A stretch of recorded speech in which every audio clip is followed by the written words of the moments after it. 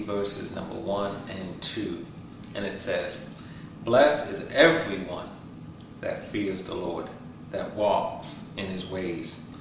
For thou shalt eat the labor of thine hands. Happy shalt thou be, and it shall be well with thee." Amen. You know, there are many born-again believers who work very hard.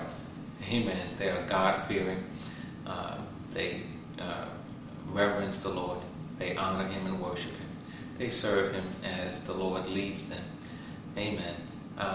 And in addition to that, they work very hard. Perhaps they have a job or two. Amen. They do work around their home. They do work in their communities and so on. And certainly God expects us to work. It's an amazing thing that we are constantly reminded that at a time of perfection, God yet put Adam to work. Amen. Said, "You're going to keep this garden." Why? Because work is an integral part of who we are as God's creation. We are to work. If a man doesn't work, he shouldn't eat. Amen. That's what the Lord says. But here it lets us know, amen, that we shall eat the labor of our hands, or the fruit of our hands. In other words, God says that work is not just for work's sake, but that if you are working hard and if God is blessing you to be able to be productive in your work, then there needs to be points in time in your life where you enjoy the fruits of your labor, which means that you can't be working all the time. Amen. There's got to be a time where you can come away from your work and to strive for a balance in your life where you should have some leisure. Amen. Why work hard to have a nice home if you never get a chance to sit down in that home and enjoy it? Amen.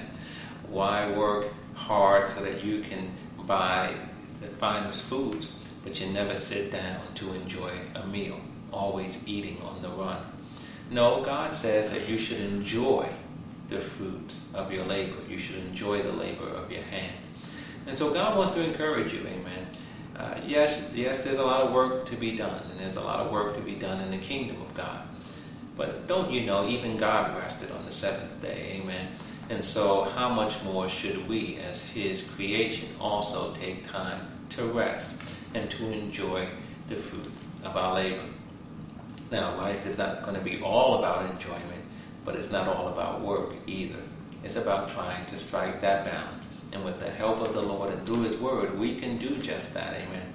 And for some of us, amen, who are workaholics, God is especially trying to get our attention on this point today. So I pray that you have a listening ear today, amen, that you hear the word of the Lord speaking unto you, and that you will take some time from all of your hard work and all of your labor to enjoy the fruit of your hands. Enjoy the fruit of your labor, amen.